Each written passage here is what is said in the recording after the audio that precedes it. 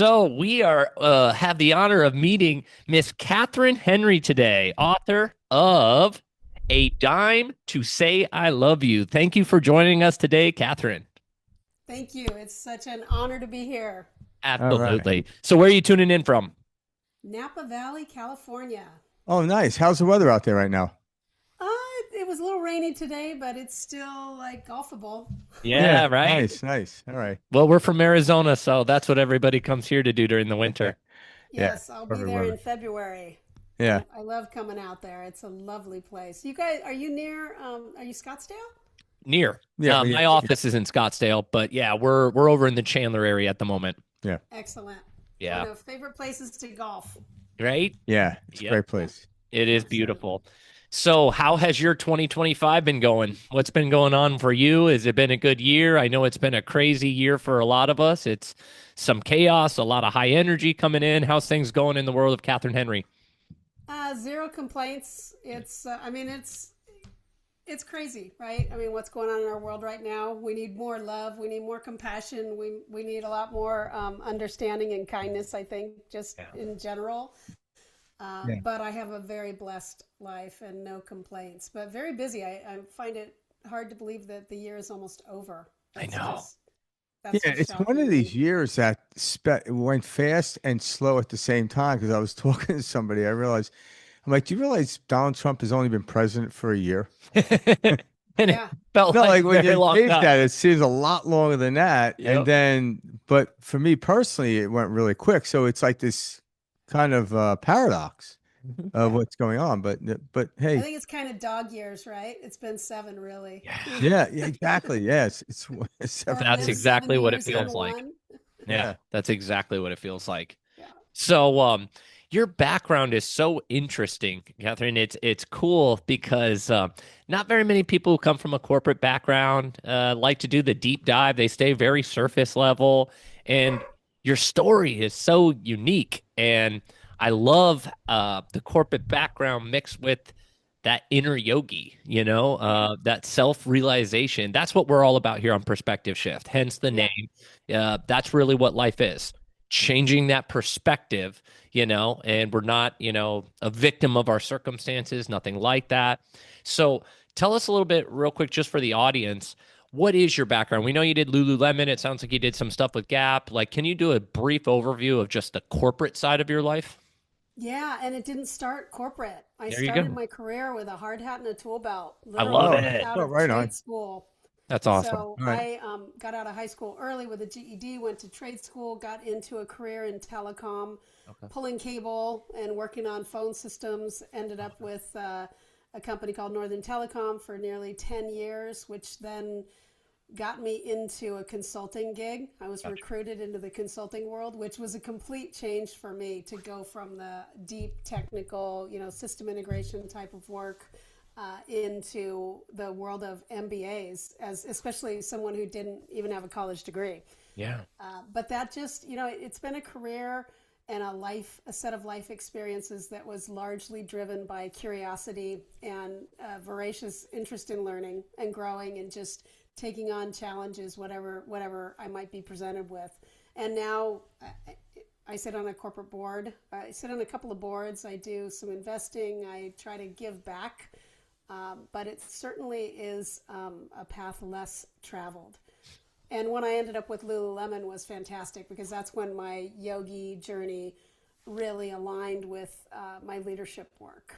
That's Okay. Yeah. And beautiful. in some ways, I was with Levi Strauss, which was a Yep. company that had a culture of, just I would say the way I would categorize, especially Lululemon, a high performing culture, but with a conscience All Yeah. right. and with a soul. So Not something you that's see where those often in the things kind of corporate came world, together. too. Yeah, Yeah, but you're it's starting to see the whole shift and change. I think that's what's happening is we're going through a lot of shifting, and people are trying to find their footing.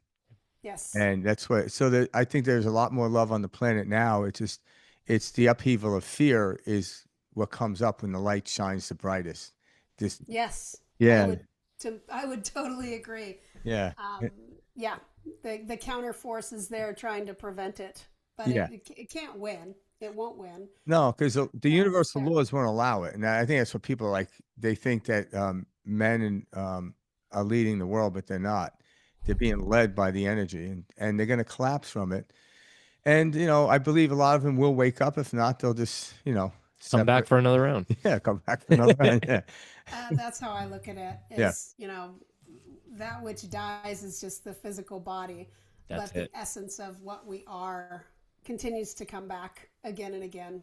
Yeah. yeah. It echoes, and then over time we change the frequency of our echo, and we step into a new plane, and that's where we are right now in the world. And it's very difficult to explain it, but you have to experience it. And I think a lot of people more are starting to experience it. And then we have that's Yes. why me and Mike have this. We have these experiences we're trying to explain, but you can't quite do that. But hey, we're going to try. Yep. We're going to Well, try. you're right, and I've in the experience that is in the book of losing my wife to cancer, the physical loss was so profound because it took me from a place of intellectual knowing, like there was an intellectual knowingness that there's so much more to life than this just physical existence. But when she transitioned and there were things that happened that made it so clear that she still existed, like that essence of her, there were still messages, there were still things that just had no other explanation than that. It took me from a place to really, to your point, of experience. So it's one thing to intellectualize something and to know it, and by reading a book or just talking to folks, but there's another level of wisdom is what I would really call it, or through experience that we only get through our experiences, through really having a knowingness that goes more deeply into our being. Yeah. And how long ago did she pass? It's been 8 years. 8 years. All right. Yep. So it's Yeah. it's interesting because it's like after a while it becomes this very unique gift. Like in the beginning, it doesn't seem that way, Mhm. but it does bring this gift that you never would ask for. Certainly never put on a Christmas list, you know. Yeah. But yet, Without a doubt. yeah, yeah, and no one ever would. But when it happens, and I think it's very important to share this information because there are people right now that are going through that right now, losing loved ones, and and they're in a dark place and they don't know what's coming out. But the more they hear about your story and other people's story talking about this and realize there is something at the other end. But there is a path you have to go through to get to that place. Everyone has to Yeah. go through the mourning process, and it's different for everyone. We know that, but there's something valuable about it. You Yes. know? Yeah, I find the more that we open the aperture on life and what's possible and what exists, the more that we can embrace. Even grief. Grief is real. The pain of loss is real, yeah, and we wouldn't have that pain, that sorrow, that grief if we hadn't loved so much. So allowing that in as well, allowing the duality of that, allowing those two to exist, I think can, I don't know that it lessens the pain, but it expands the experience of the pain to also include. It's like the aperture opens and the bubble opens up to allow more to fit within it than just the pain or the sorrow, but actually the joy and the laughter and all the other wonderful things that came along yeah, with Well, that. I love how you said that because that's really what it's about is it creates more space. Yeah. yeah. Well Because said. we even know in nature, in harsh winters, it could put a lot of pressure on trees or anything growing out of the ground.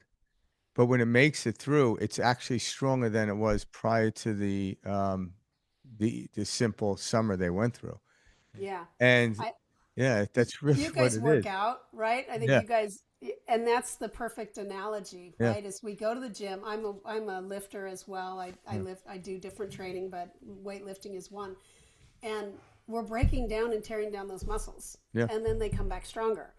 They yeah, don't get stronger without being worked, without being, pressed, yeah, stressed. Um, and our existence here, the way I see it, you know, Lisa and I used to joke that we were going through the PhD course. Like life presents us with yeah, opportunities yeah, to learn, and we were getting the PhD course with the stuff we were experiencing. I don't think it's meant to be, easy or without challenge. Challenge is what wakes us up. Yeah. Challenge is what tests us and allows us to grow. Yeah. We do need to have our healing too, Yeah. but these challenges, they're like the tree that faces the challenge of making it through the winter, and it may not make it every year, but when it does, it can come back stronger. Yeah. But the trees that don't make it feed the other trees that are still here. And Mhm. it's this natural process. And, you know, I once heard somebody say this. It was actually Bashar. I don't know if you're familiar with Bashar. Are you I am familiar? not. All right. He's He's a great. channel. We've covered him a bunch of times, but a lot of people think this is like the kindergarten class coming into this field of Earth right now, and it's actually the master class. And I look at him like, yeah, if you start looking at like different branches of the military, and you go into say like the Navy SEALs and they're doing spuds, I'm like, why would somebody do that? Like, why would you choose to do that to see what you can do? And I believe every soul that came to this planet right now is going through that. Some are like, what the hell did I sign on for? Others like, bring it on. Yeah. And wherever you are in your journey, it's exactly where you're supposed to be. And that's the one message I want to tell people. It's like, you're not supposed to be anywhere else. That's a fallacy right there. Mhm. You know, we see Yeah. people like humans should be further along. I'm like, says who? Yeah, You right. know, we're moving in this trajectory. I don't know enough to know if we should be. Maybe we are supposed to be further along. I don't know. I really don't know. But I know what we're going through. It's every day you wake up, I'm like, okay, what do you got for me today? Yeah. It's like, yeah, you know, Mhm. Yeah. I Oh, please go. no, after you. I was just going to say, I've come to try to eliminate the shoulds from the vocabulary because really the only place we can move from is where we are. And yeah, so the, accepting where we're at can be a huge, it could be a huge source of freedom. yeah. Because It actually, yeah, oftentimes we're limited because we use these words and this language around what we should do or what we shouldn't do or what we could have done or what we didn't do, instead of coming from a place of our power that says, well, this is where I am. And so where can I go from here? Because it's the only place we can start from to go anywhere is where we're at. And I agree that as humanity, we're going through an evolutionary process without yeah, a doubt, without Undeniable. yeah, question, and a very meaningful one yeah, that will be much more of an awakening. And you guys talk about the chakras, so Yep. getting out of our root and getting up into the more Higher the level. higher frequency chakras, where we won't need words to communicate. That we're vibrating beings. That's just what we are. But we have descended into a place of only Ego being able to, identity. yeah, yeah, and only being able to communicate through the physical nature versus the higher wisdom that we have within. I do think some beings are further along on that. I had the opportunity to meet His Holiness the Dalai Lama yeah, and We give a were talking blessing. about that. It was there. I think there are folks that exist on this plane. Paramahansa Yogananda, I Yeah. think was one. I think there are others. Mother Teresa, the saintly, folks that have achieved a higher level of realization, hmm, and some that probably in this lifetime won't be ready for that. And then some who are pushing towards that, trying, not necessarily trying to achieve, but awakening to that which is possible. But I would agree fully that we are in the midst of an awakening, and it's why there's so much noise on the planet too, because it's there's just a juxtaposition of that. That's exactly it. yeah. And it is. We're shown the complete spectrum of contrast. Where years ago, before like the social media, wherever town you grew up in, I grew up in New York, so I was pretty exposed to a wide range of stuff because of the city. But if someone who's grew up in the Midwest, they might have had it more localized. But now it doesn't matter where you're born. Yeah, Anywhere near a Social media. Wi-Fi setting with a computer, you have access to every bit of information. And right now, we're deciphering which direction to go because you can't possibly go in all directions. And everyone wants to move up, but they don't believe they can. And, stories like yours and others that we've had on this podcast, the reason we have it is because the relatability to people, like obviously not many people can relate to the Dalai Lama, right? But yet he's still a brilliant man. I remember listening to him one time. He was doing an interview, and it was a live interview, and it had a live audience there. And after he opened it up for Q&A, and the first question the person asked, I thought it was a very unique question, said, "What is it like never to be angry?" And he leans in and he goes, "I have no idea." Mhm. And it was great Exactly. because everyone laughed because everyone's like, "Well, what is it like to never be angry?" I'm like, nobody knows that. Like, Mhm. There it's is not, no human that knows no, that, I don't believe. no. That's what this plane is for. But it's what he does Exactly. with the anger or the energy of anger that transforms. And he went over and went into pretty, detail about that. So it's kind of like, okay, there's something, I'm here and I want to move in that direction. Whether I make it there or not, I'm moving in that direction. So the Dalai Lama is someone that can be like the flag on the top of the mountain to where, okay, at least I know in a blizzard, I could see the red flag and I can move in that direction. At least I know I'm moving in the right direction. So people like him come here for that purpose. They drop in. Hey, don't forget this is where this is where the golf is. It's where the hole is. It's possible. Yeah, it's possible. It is a flag. It's like you're stuck in the rough. It's like, yeah, just keep heading towards that hole and you'll be fine. Thanks, Tiger. Yeah, Yeah. yeah, exactly. Question for you. So, Catherine, do you believe that we kind of signed like a soul contract before we get here to Earth? Do you think we choose the experiences that we're going to have and see play out? I do. I do Us do. believe there's something along those lines where we have soul contracts with others. When people come into our lives and we have things to resolve with them, or they're here to help us with certain things. I don't think we're conscious of it. Yeah. Oh, I yeah. think we can become conscious of it, and some maybe have more advanced skills to tap into that from a more psychic, perspective. But without a doubt, I believe that we're born to certain parents, we're Yeah. brought into certain places, that either bring, yeah, that just bring different experiences. We sign up for this trauma. We Yeah. do. Ahead of the game, and I believe that as well. And I remember this from the beginning of my journey, going on and realizing, wow, no, I chose my parents. I chose these different Yeah. neuroses or situations and things that I would experience throughout my lifetime. And some people sit back and just, I can't believe, what do you mean you would choose for this horrible thing to happen to you? And it's like, no, no, no, no. It's not like that. It's what comes from that. Yeah. It's like a great actor that takes on a role that's going to be grueling. Yep. And a great actor, what they'll do is they'll come on the set, be propped up by whatever they need. They'll read the lines, but they'll listen to the director as much as they can, and they'll go through it. They won't worry about the other actors. They won't worry about how it's going to look. They just get into it. Where some of us, I've been there at times. I get on the set, I'm like, what am I doing here? Like, why is that guy doing that? And it's like the story's already written. And if you just act out this role, say your lines, and the director's like, cut, everyone take five. And you start to realize, okay, let me trust this process because I have no idea.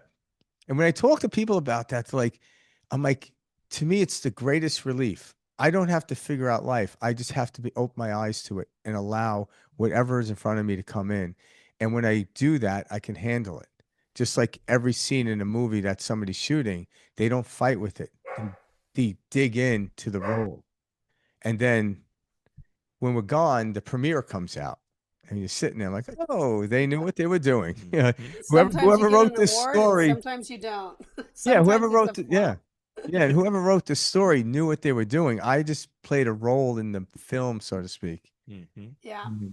And that's why we get to the point of judgment. You can't. It's even the antagonist is waking me up to my role. So I can't even Yeah. judge them. I kind of thank them after being pissed, but yeah. And you do get pissed, right? I mean, you Yeah, have oh these yeah. experiences, and it's growth and it's learning, and sometimes it's more difficult than others. Yeah. And sometimes we just need to laugh at them. I know, one of the things that I write about is, we used to have, we call it an AFGO, another frickin' growth opportunity. I like that. Yeah.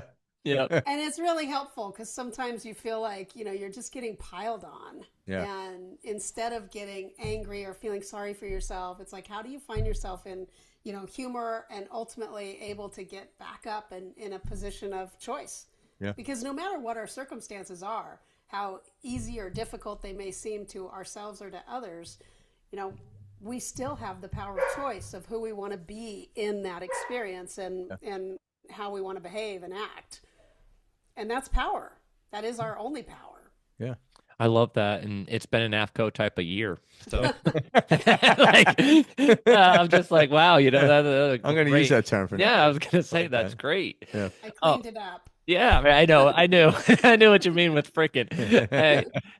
So when did your spiritual kind of your stage one, your awakening, your kind of getting on the path start? Did this happen because of the situation with Lisa, or is this something you and Lisa were on a journey together? I was on it way early in life.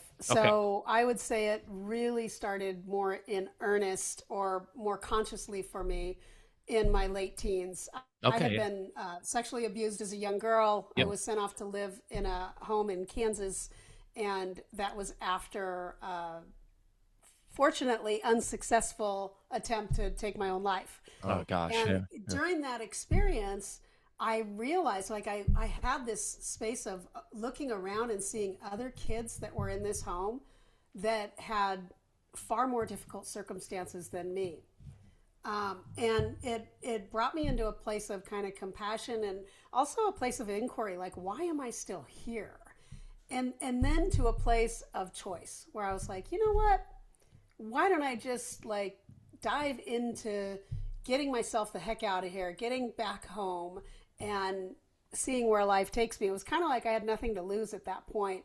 And what I found in these moments of quiet and silence there, where I mean, I had nothing. I was living in a home with other kids that were some wards of the state. Um, I basically found this sense of strength within. I connected. I think that was the first time I connected to something that I identified as me that was separate from my physicality or my body, and it was more. It was really more a deeper consciousness, God.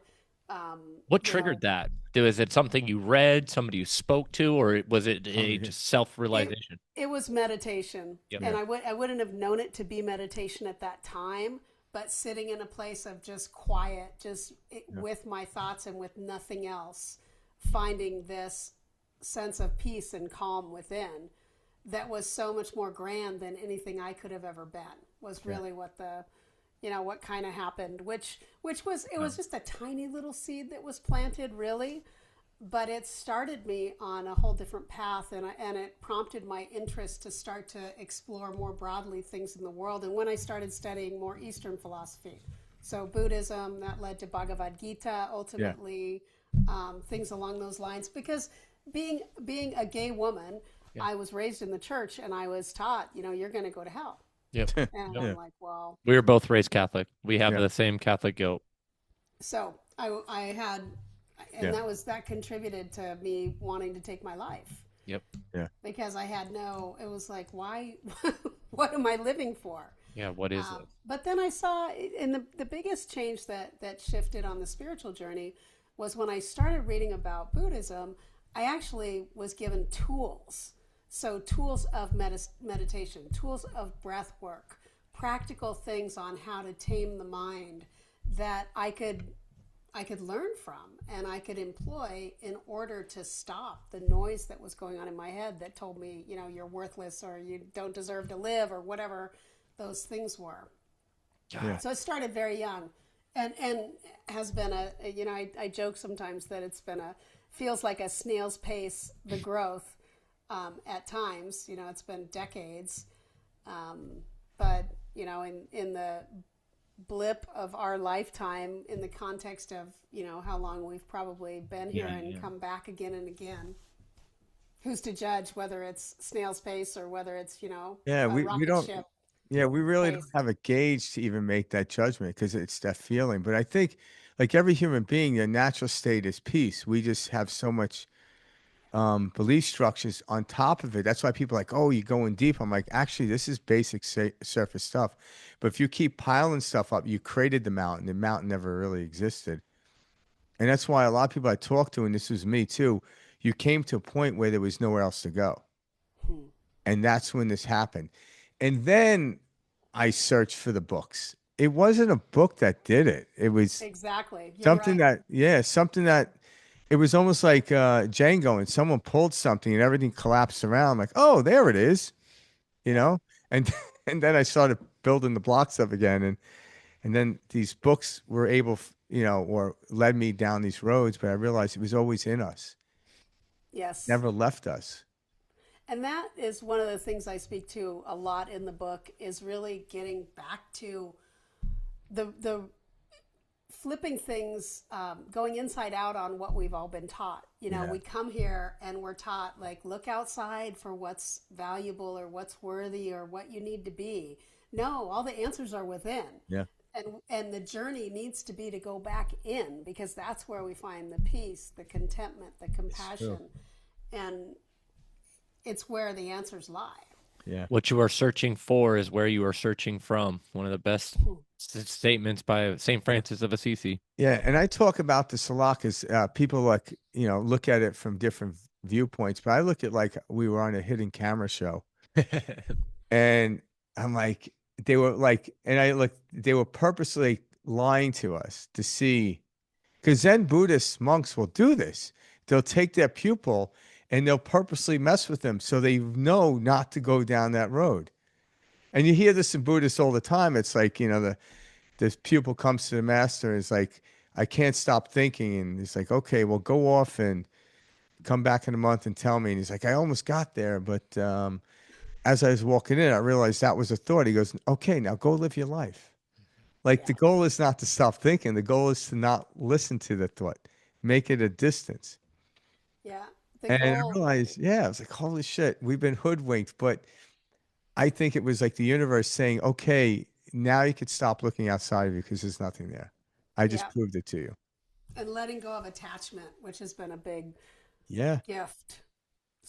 That's such a source of pain and Pain, suffering suffering. Yeah. I when we think, want things to be different than they are. yeah, I, I love like what you talk about, like in your book when it comes to like that type of letting go and forgiveness. So Frank and I on our show, one of the things we talk about a lot, we call them a justified grievance, right? A lot of us have these grievances that are justified, right? You, I was abused, I have this trauma, etc. The world would tell you you have absolutely every right to toil over that, how, oh my god, I can't believe that happened to you, all of these things, and we're taught to kind of coddle and hold. There is no justified grievance, and we need to look at it from that standpoint, and I loved that portion. What's your take on that, Kathryn? Well, it's only hurting yourself. So when Yeah. we hold on to that anger and that, that righteousness or whatever it may be, that judgment or the justified grievance, Mhm.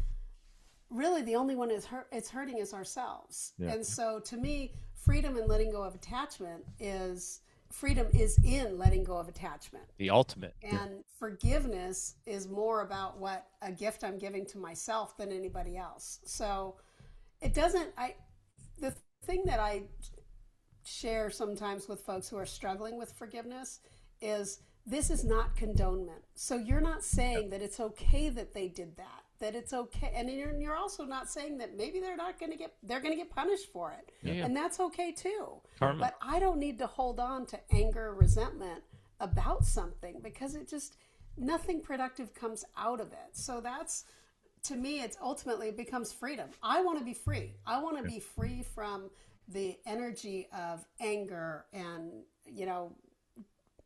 judgment, lack of unforgiveness.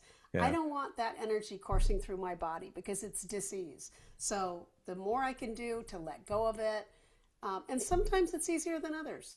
Yeah.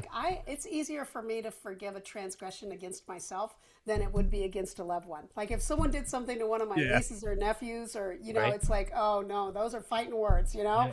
That's, You have like that's these a little images more. like taking a bat out, right? Yep. Yeah, someone touches your children. I Yeah. mean, those are Yeah. very real and very very difficult emotions to deal with, and they might indeed be on individuals' soul contract plan Yeah. because it's such a big thing in order to be able to get through that Yeah. to the other side and to find forgiveness. When we hear about, you hear about parents whose child was killed in a drunken driving Mhm. something or other, and then they forgive, the or a murder or something Yeah. totally heinous, but they find a place to forgiveness. That's The only way transformative. to be free. Yeah. I remember hearing the story. I forgot the woman's name, but her son was killed by a gangbanger. Mhm. And obviously, a kid was sentenced. I don't know what the sentence was. He got put away. And she went down to the prison to give her mind, and she couldn't do it when she met him. And over time, she would go back there and talk to him. And then she spoke at his parole hearing. And then she adopted him. And then they traveled around, talk. She talked about forgiveness.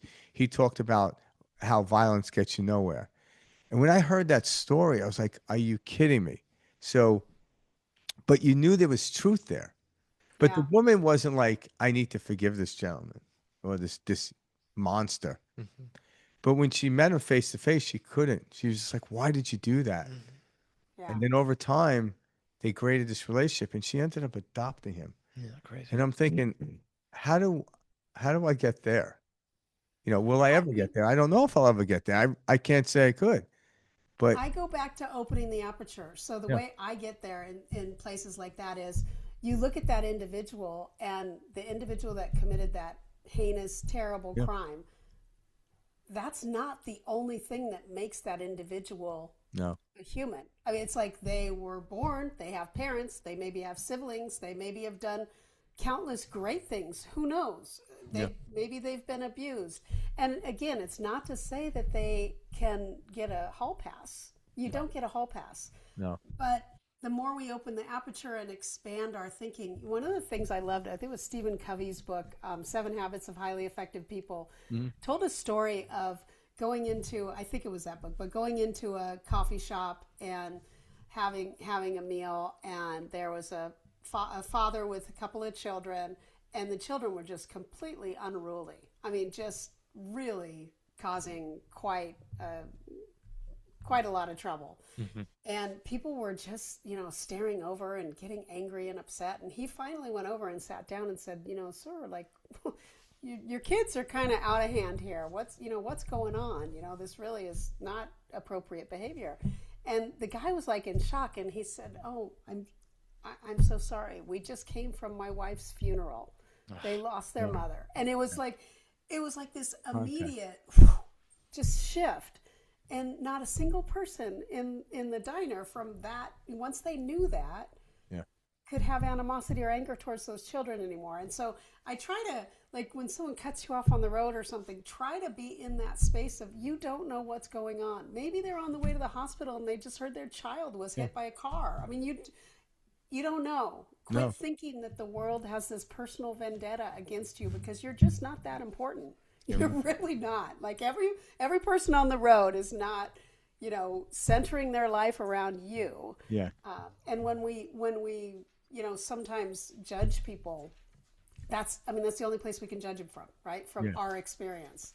So that story always stuck with me, and I think that woman, as she got to know that young man more and more, saw Yeah. something more than just the individual that took her child's life. And I think, and that's like leading down the road with what you were just talking about. There's something great about forgiveness because it frees up the energy for you to actually deal with the condoning or the lack of condoning and actually fix it. But when you're in a state of fear or anger, you actually only add to the problem. And so that's the key. Like when you get to that energy of forgiveness, you then can stop these type of acts. Yeah. And did the woman know she was going to adopt this kid? Did the woman, how many gangbangers didn't shoot some kid because he was talking about it and she adopted him because that mixture? We'll never know, Yeah. but I guarantee it was more than one. Yeah. And it was because her forgiveness allowed her to go forward into this grand story that really changed. It made me look at life completely different. And your point is so good around the energy, like Yeah. the energy of meeting anger with anger only makes more anger. Yeah. Yeah, it's like a fire, you know. I mean, you got a fire. If you meet it with fire, you're not going to put the fire out. You need to have something Yeah. that counters it, something Yeah. that can, you know, Yeah. end Take the it. oxygen out. Yeah. Yeah. Yeah. So, Kathryn, where was Lisa on her path? Was this something you guys shared together? I know. So, like my fiance, actually, I had a cool little synchronicity I wanted to share with you. We were watching your stuff and, getting to know you before you came on the show. So this year I got engaged. And Congratulations. thank you. This was 3 months ago, back in September. Every year, me and my fiance, we travel to Sedona. We take our annual trip. And I was watching one of your videos, and you and Lisa met in Sedona, right, on a golf course. Yes, we did. That's beautiful, so great energy there. That's kind of like our special place. And I so I love thought, Sedona. yeah, I thought that was a cool little synchronicity that I could kind of share with you there. But I guess like one of my favorite things about my fiance is this is a passion that we share together. Both on the path. This is very much so a part of our, what we live, breathe daily. Is that something you had the opportunity to share with Lisa, or was Lisa more, oh, Karen's just talking about some of that woo woo stuff? Like, what was your relationship like? It was more the woo woo stuff in the beginning, but we connected. Well, we were friends for a few years. We were both executives, high powered corporate executives type of existence. We were friends. We kind of mentored each other and just had a really good friendship. But what happened over time is we connected in both being jocks, being athletes, and then in leaving the corporate world to do things that were more meaningful to us, like following your heart. So for her, she was a very meditative and I would say still to an extent for sure a spiritual person. Her mom was deeply spiritual, Oh, how cool. Hawaiian woman who I was very close with. Um, but as we got into the cancer journey, that's when our spiritual paths really kind of merged. Okay. Prior to that, I was doing the meditation and stuff, and she would find meditation in how running, so still a meditative kind of person, Yep. but not deeply spiritual because of, I'd say, being a recovering Catholic. Yeah, yeah, yeah, right. So it was Catherine who held the actual experience of the spirituality, and Lisa was along for the ride. And then it just became, we One. definitely merged on that ride together and embraced, we met with a Rinpoche and did Tibetan healing practices. Oh, cool. We did like healing practices like prayer circles in Native American community. Lisa was Hawaiian, so Native American Hawaiian. Okay. Yeah. So we definitely merged on that path, but we entered it from kind of different places. And the merge happened when you're presented with you're gonna die. Yeah. Yeah. A battle like that, it just completely shifts what your priorities are. And it can be a very awakening experience, and it was for her, and it certainly deepened my path. And when she transitioned, then my path even just deepened beyond that because it became, especially the first few years, uh, it was every day was just spiritual study, meditation, yoga, working out, trying to find my footing in the world when everything I'd been working toward for nearly a decade just disappeared one day Yeah. when she transitioned. So it just that was my whole purpose was okay. It's about self-realization. It's about spiritual growth, study, learning, going to India, doing Ayurvedic retreats, doing Buddhist retreats, things along those lines in order and a lot of meditation. Yeah. I can So only it imagine. really deepened. God. So one of the things that you said in your book, and I've heard you talk about this before, but one of the things that I love the most is situations aren't bad, situations aren't good, situations are just so, you know?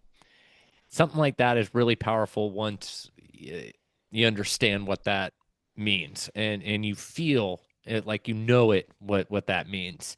Because when you first hear it, you're like, what? You're trying to wrap your head around it. And Can you give us that take, your take on this? Because this is something our audience, appreciates. And so it's like we all have these situations that come up every single day. And this is why we named our show Perspective Shift, because it's Yeah. things aren't bad, things aren't good. Everything just is. And so that's Yeah. been a constant theme for us on our podcast. So I wanted to mention that on air with you because that is a profound statement. Yeah, there's two major experiences that drove that point home for me. One was early on in the cancer battle when I was just convinced that she needed to go in for chemo, and there was a clinical trial, and the clinical trial drug was really the one that had the most promise. And the control drug was like a very, very toxic, been around 50 years, and not a lot of, not necessarily a lot of great results with this particular cancer. And I was I was convinced, oh, this is, she's going to get the trial drug, and that's going to be not too toxic, and it's going to, heal her, and everything's going to be great. So when she was randomized into the control drug, the morning she was supposed to get chemo, it was like the rug was pulled out from under me. I was fuming. Only she would know it. But I mean, if smoke and fire could be coming out of my ears, it would have been.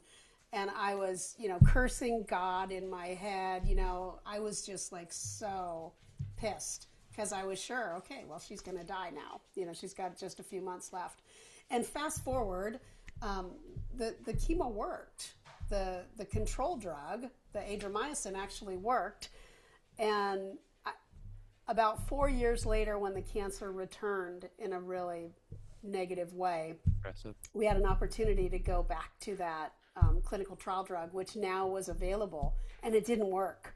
And so those two experiences helped me to just realize, I was so clear that I knew the answers, based on all the data and, whatever, how smart I was.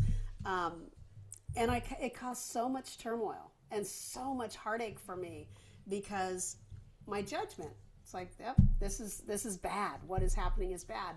And in hindsight, and it still wasn't that it was good or bad, but it was really just me putting so much emotion into it. Just, it didn't serve any purpose. Yeah. So that was one example that helped me to let go of having attachments to things being one way or another, and just allowing things to be how they are when they're not in my control, and roll with it. And the second one was really just in losing her. Like, I would never, back to the point you made earlier, I would never choose to have gone through what we went through. I wish she was here. I wanted to grow old with her. Yeah. But there's beauty in what has occurred through her transition.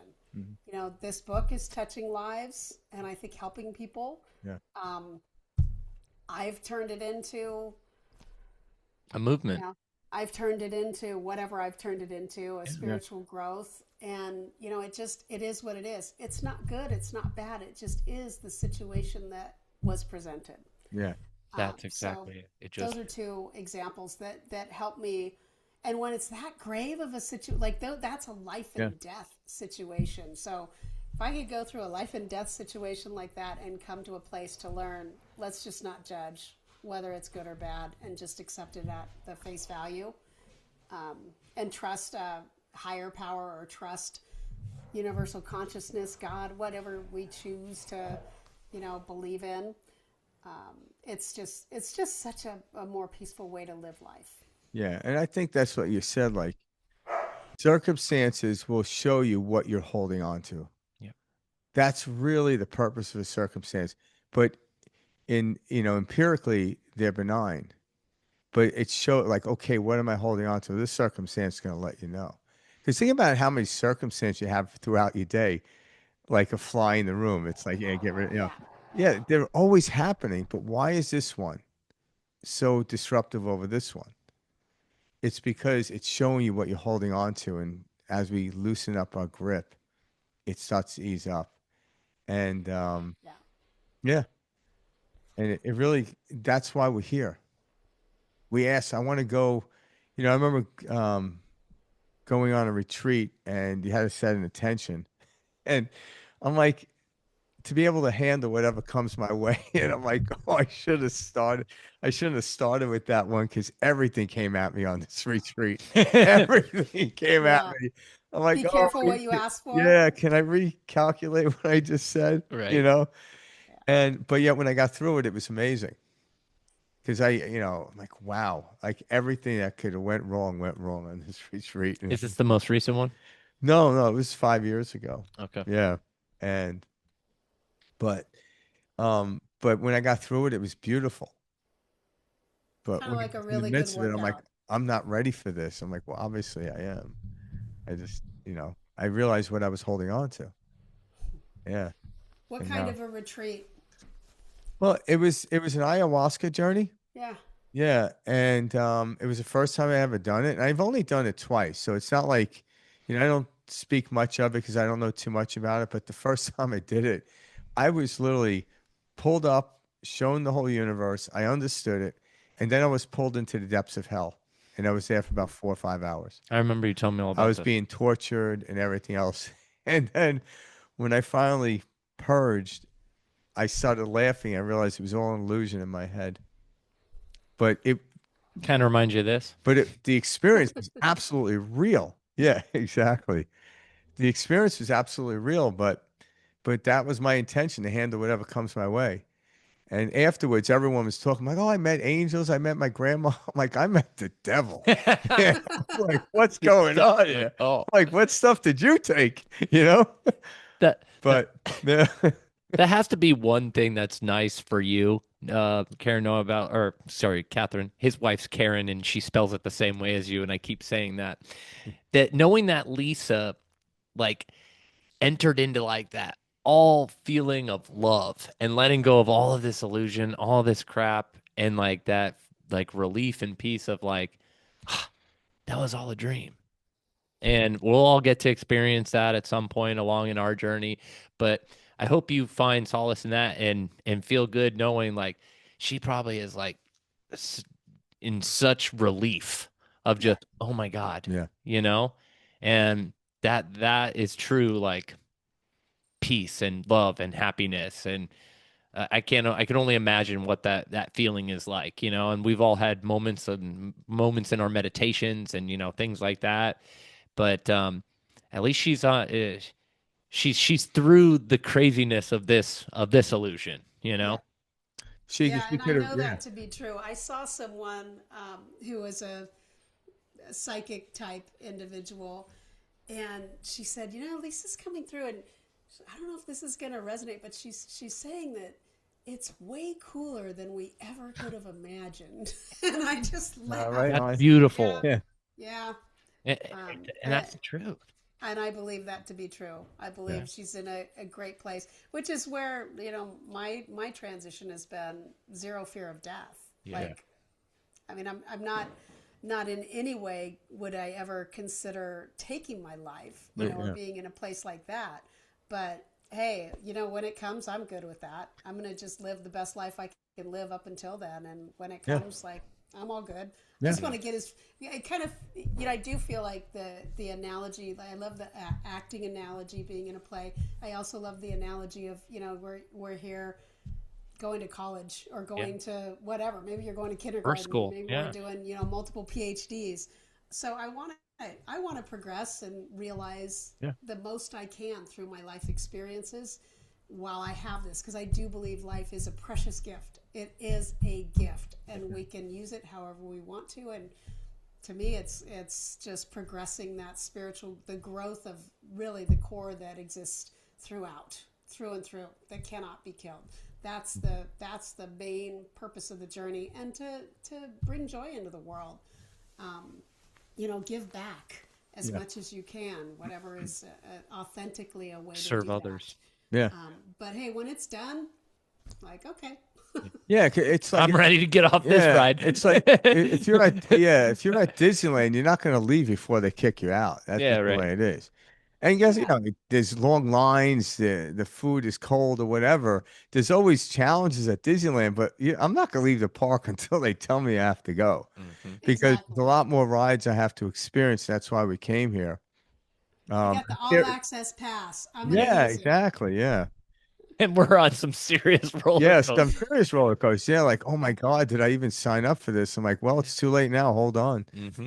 Yeah. All in. Yeah. Uh, Sorry, go ahead. No, no. No, I wanted to ask you something. How did you, so knowing that you started on the path so early in life, teenage, are we talking 16, 18? 15. 15. 15. Okay, so Yeah. 15. And that's only getting stronger and stronger. Okay, so we kind of went into, like you were sharing, uh, like a blue collar type of role, and then moving into the consulting. How did you carry the spiritual side of yourself into these corporate roles that you held? And see, me being on my journey, like I carry these things in. I work in real estate. That's what I do for a living. That's my career. Mhm. I carry these things, these laws, this practice with me every single day. Frank's a business owner. He owns a hair salon. We live and breathe this. How did Yep. you carry that into a stuffy corporate environment? And was it welcome? And where were you there to, in your opinion, help wake others up? It was not welcome, or really, I didn't integrate it until started to when my career took me to Levi's, and Okay. that's when I both came out of the closet Yeah. as Oh, well, nice. because that Okay. was without a doubt that was hidden. And then without a doubt with Lululemon, because it was like, oh, I get to be my real yogi self, because that's kind of how I saw myself. And it was very much welcomed in, the yogic language is very much, has a very spiritual grounding. Like the truth of it, if we aren't in the Western yoga, I mean, true yoga, the Yeah. yogic sciences, the Vedic sciences would be deeply spiritual, not what we have westernized into just poses and asanas. It's so much more than that. So it definitely merged there, but I'd say it merged more in being an authentic leader, like bringing your whole self to work and the power of that, and the authenticity and the importance of that in leading teams and leading people. Like if you can be real, if you can allow yourself to be appropriately vulnerable, and connect with people meaningfully as a leader and unleash, allow them to have space to grow and learn. That's kind of how it emerged, and I still have that voice today. Like today, there is absolutely no separation between the Kathryn at work or the Kathryn at home. It's all one. Yes. It's all Awesome. one. And I think that's important because when you go into these things, you don't want to use labels because some people hear a label and they get freaked out. But when you're authentic, it's amazing that people will start to harbor and move towards you, and then they're like, well, what is it that you do? And all of a sudden you can introduce them where if you come in, say, hey, I'm this, all of a sudden you're scaring them right off the bat. And we were never meant to label ourselves as anything. People ask me, are you this or that? I'm like, you have a better judgment of me than I do of myself. To how do you feel? Like, well, I can't make you out. I'm like, I don't think we're supposed to make ourselves out. Yeah. The labeling of things shortens what it is. It It's so really, limiting. yeah, very It's very limiting. limiting. Yeah, There's so much more. You get out of a place of possibility and creation yeah, when you do that. It's just it's just limiting.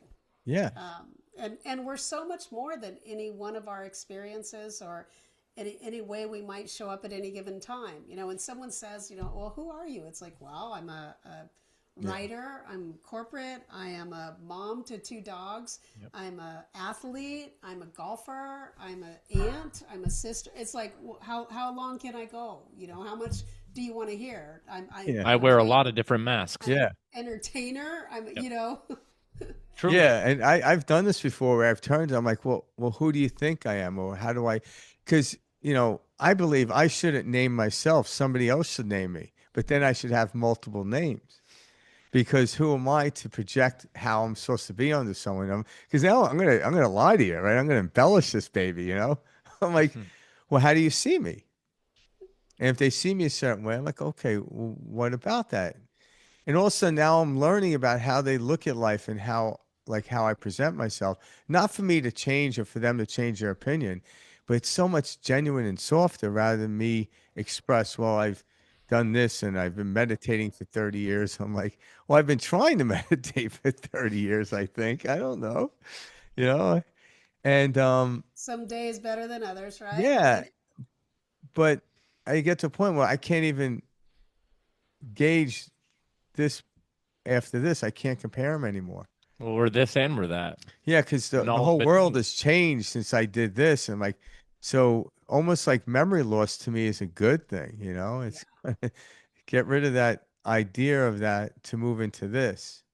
Well, And you were talking of the story of the on one of your conversations with you two of the woman who had the stroke, Oh yeah. and the left side of the brain yes, yeah, shut down, and it was just like, wow, this but is this is great. Beautiful, right? This is really cool. Yeah. Because we limit ourselves when we start to try to put I use the analogy of the clay costumes yeah, and even the rocks in the backpack, but we try to label ourselves, but we're so much more than our label, and ultimately there is this essence that connects us all, which one could say then we're all connected and we are all the same. yeah, At It our is. core there is an element. So what does that prompt? Well, yeah, what Ramana Maharshi, right? There is no other. yeah, One of the most profound statements. I am that. Yeah. yeah. I We're all am that. just, yeah, we're all looking at the campfire from different angles. That's the only, if you could say, difference. But we're still looking at the same campfire through the same energy force. And that's just it. Like, what does the flames look like over to you? And they explain it. I'm like, oh, that's interesting. But somehow in our society up till now, it's starting to change. We would debate the way somebody's looking at the campfire. Judgment. They're like, it's impossible. I see a blue flame and you see the red flame. You're full of shit. Hmm. You know, like the origin of a debate isn't to hold on to your thought. It's to grow the idea in which you came onto stage with. So it's not to beat the other person. It's to merge the ideas and come to a higher level, not to win a debate. You're like, they won the debate. I'm like, there's no winning a debate. A debate is people looking at the same object from different angles. And then I'm like, oh my God, let me go over there and look at your angle. I'm like, oh, come look at my angle. Then in the midst of it, you find a third angle. It's like, wow. Yeah. You And expand the perspective, you expand the aperture instead of limiting it by yep, a competitive, type of yeah, view. And that's the conditioning that we've been taught. That's the world we've been shown. And that's what's so crazy. And that's what's starting to crack and break is this idea of this box that we have been taught to live in. yeah, And through social media, podcasts like this, we're waking up to, hey, we've been, shown this polished, very finely tuned, written plan for so many years and been told that's the way the world works. That's the way the world is. yeah, And it couldn't be further from the truth. And that's what's so cool about this age of Aquarius, what we're stepping into, yeah, what's going on right now is everybody's like, no, no, this isn't how it is. There's more than this. yeah, And we're waking up to that. And it's beautiful. Yeah.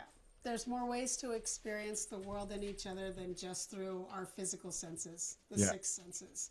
And I think we're awakening to that broader, intuitive, soul level, energetic sense of connection that so many other beings have it. yeah, And you think about like just radio frequency, these it's we just don't have the ability to tune into those frequencies as human beings. We don't have those antennae or whatever it may be, yeah, right?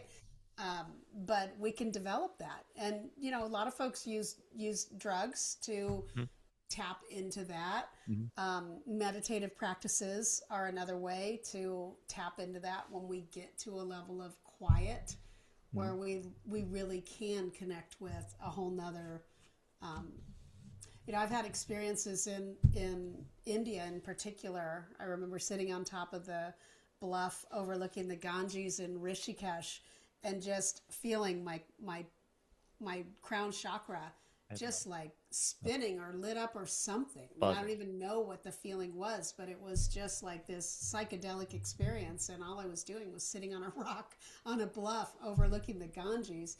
But this sense, this flushing of peace and energy, just that felt like I was it felt like I was shivering Yeah, almost in a buzzing. beautiful way, like shimmering or something. Yeah.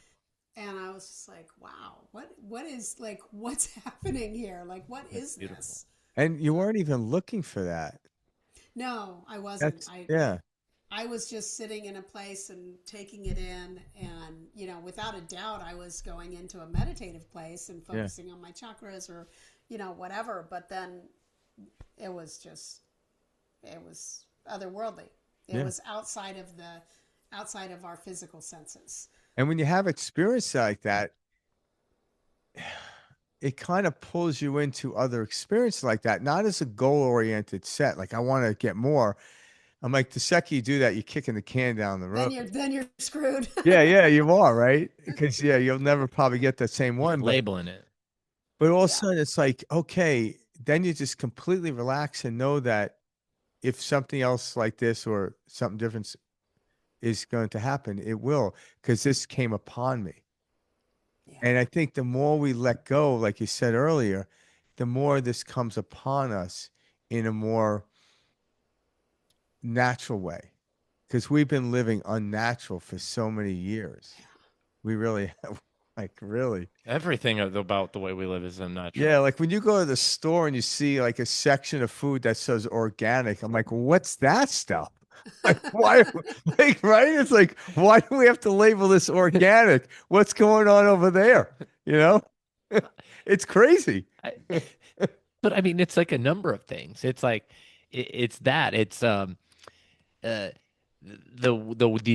when our year starts, where we start a year in the dead of winter, the way our months are scheduled. It's the way we start work before 7 8 a.m., this time frame before our bodies even like the biological clock has woken up. They've done studies on all of this. Every aspect of our life has been tweaked in a way where it's like, all right, let's make sure this is not optimal. Yeah. and Yeah. and we're all banging our heads against the wall thinking we're doing something wrong, and it's like, no, we have created this horrific idea of what reality is, and we're making everybody live within this box. Yeah. And if you can't hang in this box, shame on you, and you're shunned from society, or Yeah. you're not good enough. Yeah, we've been punked pretty much. Our whole, especially in Western culture, Yeah. you know. Yeah. But unfortunately, we pushed Western culture into the Eastern culture because that, you started seeing that happen because we became Oh very yeah. dominant in the intellectual setting and people started buying into it. But yet, when you look at the Western culture, especially like from the Bible and stuff like that, there's a strong rooted understanding. Like the stories that are in the Bible are the same stories in the Bhagavad Gita. Like Yeah. Krishna, the story of Krishna is the same story of Jesus. Yeah. Yeah. Arjuna and Krishna is the Yeah. same as without a doubt. And that Without a was doubt. And the 3,000 messages years. of Jesus are beautiful. I Yeah. mean, I love Jesus's teachings all Yeah. day long.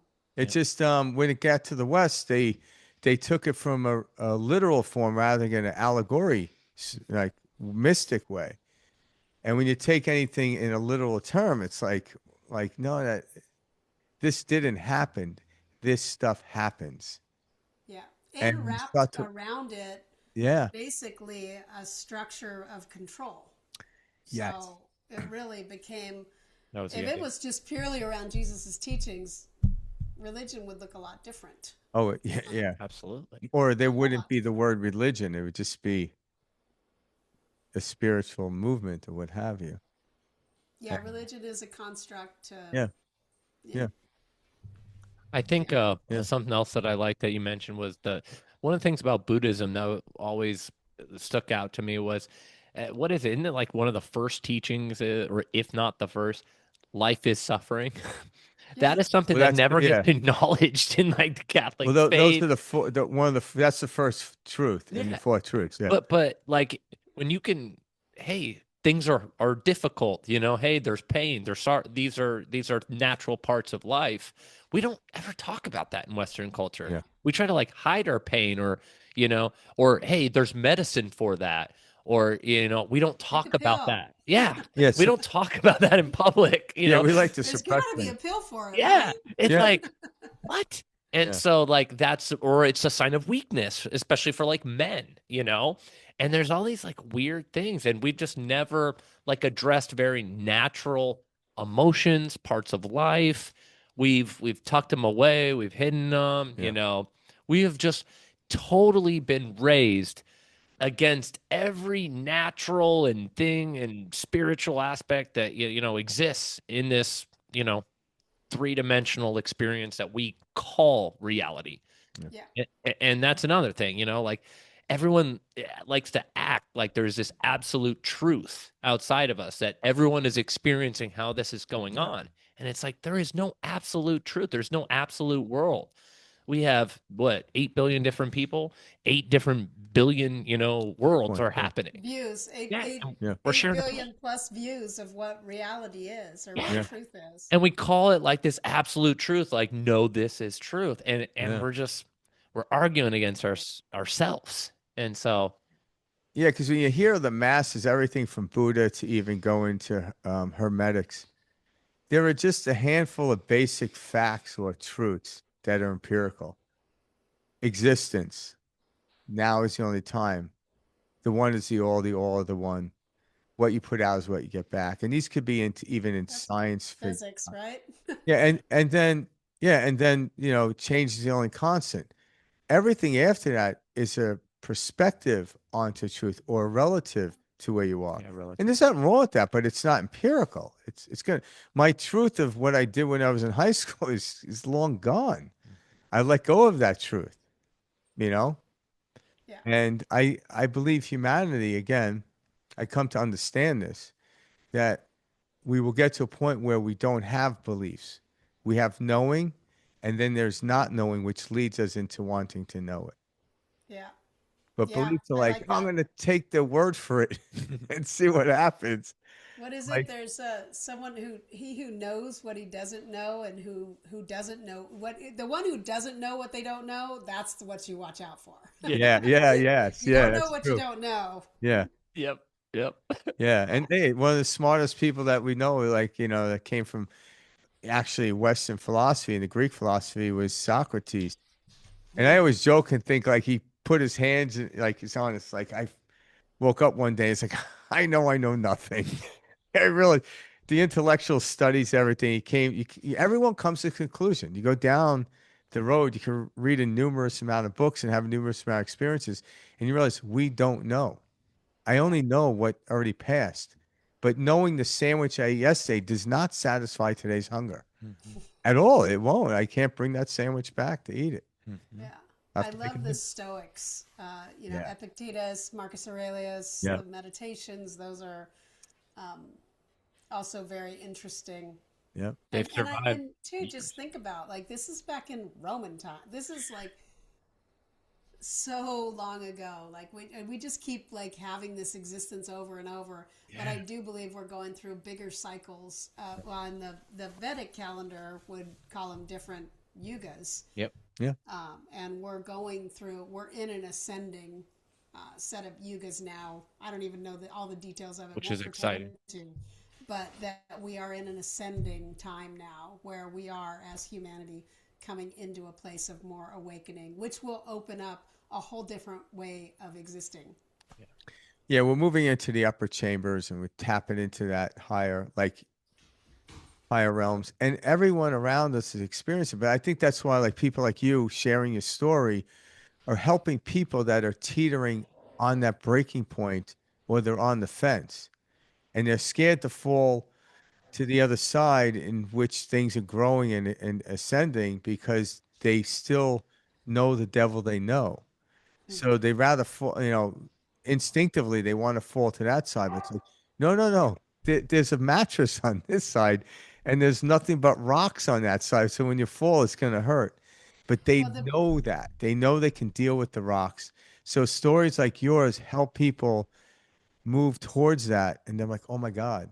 And it's kind of like when the story of Jesus, when he convinced Peter to come out of the boat and he was walking on water, it Mhm. was the other love and essence of it that made him do that. And then when he started going back to think of himself, he sunk. And Yeah. it's a metaphorical story. I don't know if two men actually walked on the water. I'm not here to say they didn't, but it's a brilliant story of how people like you can grab somebody's attention for a brief moment to where they can step into it. Even though Peter sunk, he knew it was possible to be at, and water in mysticism means consciousness. Mm. So he was walking on consciousness and then he fell from consciousness, but he's been there. So it's like, okay, I'm going to work on getting back there. And Well, that's what, I would say I hope that the messages in the book resonates. You know, I mean, I've been thrilled with some how it has resonated when I've talked with folks or read reviews.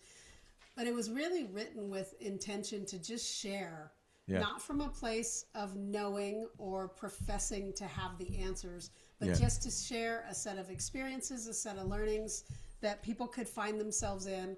And you know, in each chapter is a space for introspection, for someone to go within, you know, to encourage someone, because it's really about someone else on their journey. It's like these are just sharing truths or experiences or things that have occurred. Chapters, quotes are throughout the book Yeah, of I like folks that. like, you know, Marcus Aurelius or Yeah. even current day Nelson folks. Mandela. Eckhart yeah, Tolle is in there, yeah, Bhagavad Gita, you name it. Just because there were things that were profound to me yeah, on the journey that you know, Paulo Coelho, you know, The yeah, Alchemist. yeah, What a great book. yeah, And just with the intent to share, to say, you know, for what it's worth, been through a lot of things, been through some tragedy, been through grief, still blessed, living a life I love, and you know, Full of gratitude. yeah, if this can in any way, you know, you can connect with it. I do believe any person that picks up the book will get something positive out of it on yeah. their journey. Something. Isn't it amazing, like when you talk to people that read the book and open their heart to you, Yeah. like they give you perspectives on something that you never even considered. So you realize at that level, it's no longer my book; it's the universal book.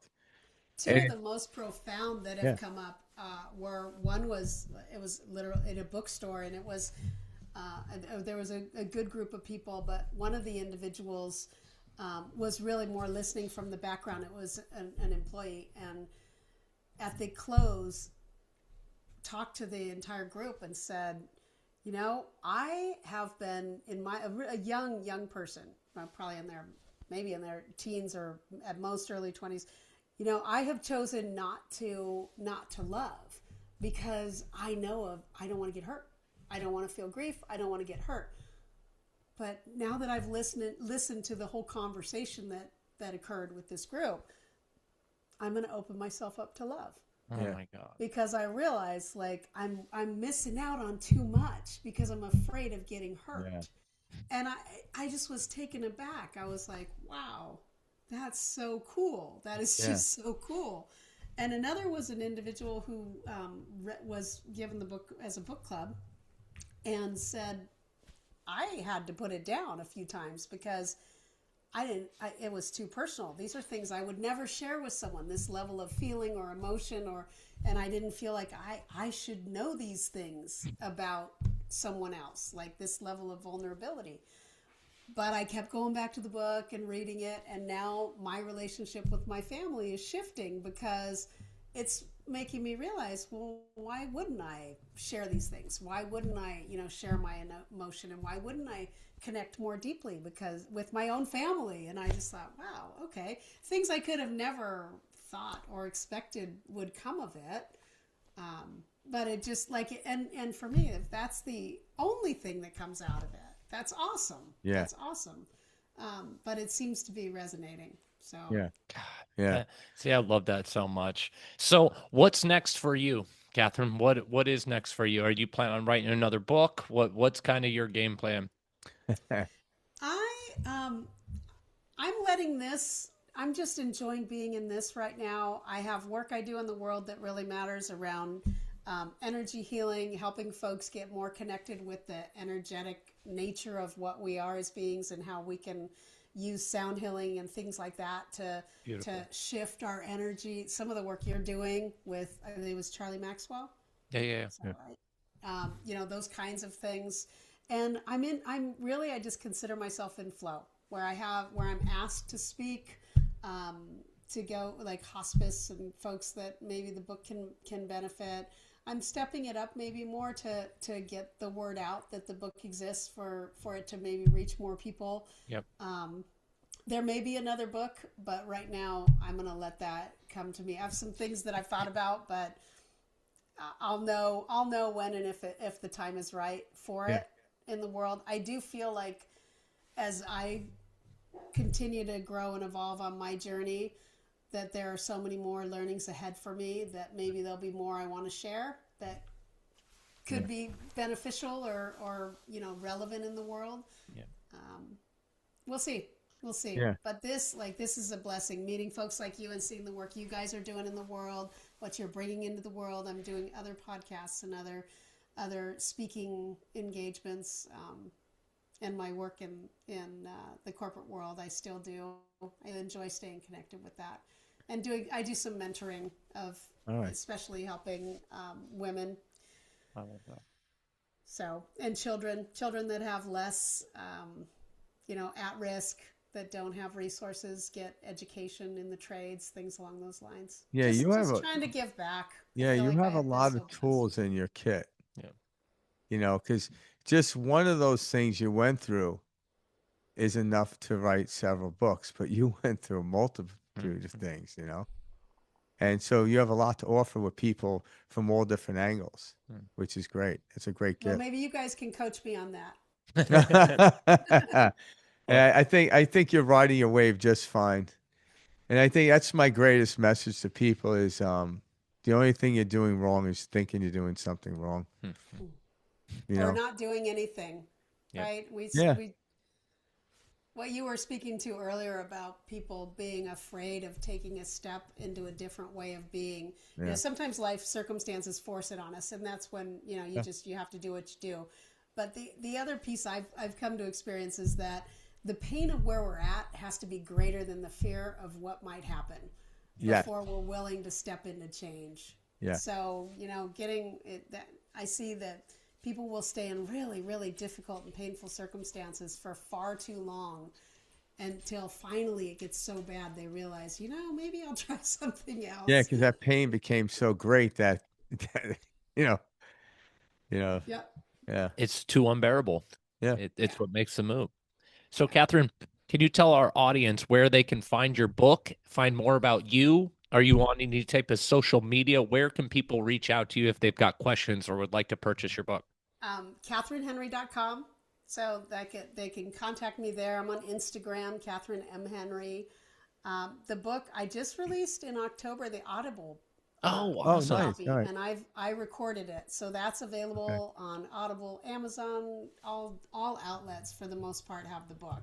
You That's know, awesome. anywhere that you can buy a book for the Yeah. most part, especially online, you will find the book. Um, and yeah, if any folks want to share the book with grief groups or something like that, or think it'd be beneficial, I have found that when a group of folks read the book and come together, it really drives rich conversation and connection. So on my site, I have a place where books can be purchased in bulk at discount too. So if someone wanted to get more than one copy, but yeah, get the book, reach out to me. I love connecting with folks and hear how it resonates and hopefully how it brings positive impact. We'd love that. It already is. Thank Yeah. you. Yeah. We hope you know it's been an honor having you on the show Yeah. and sharing your perspective with the world because that's what this is about is, the our different life paths, our different stories, like we're all one big sun and each of us is one of those little rays and the more rays we can hear from, the more all of this illusion makes sense. Yeah. Yeah, and all of our stories matter Oh, and drive meaningful connection. we need to connect and support each other, which I think is powerful. And I Yeah. really thank you guys for the work you're doing and for allowing me to come and spend an hour with you. It's been my pleasure. Yeah, it's our pleasures. Thank Yeah. you so much, And Kathryn. keep All right. doing the work you're doing. Yeah, you as Absolutely. well. Thank you. Yeah. Kathryn Henry, everybody. We'll put her contact, different links, all of that in the actual description of this video. And Kathryn, we can't thank you enough for coming on the show with us this Yeah. evening. Thank you. It's been a pleasure. All right. Much love. Thanks so much. All right. Take Bye. care.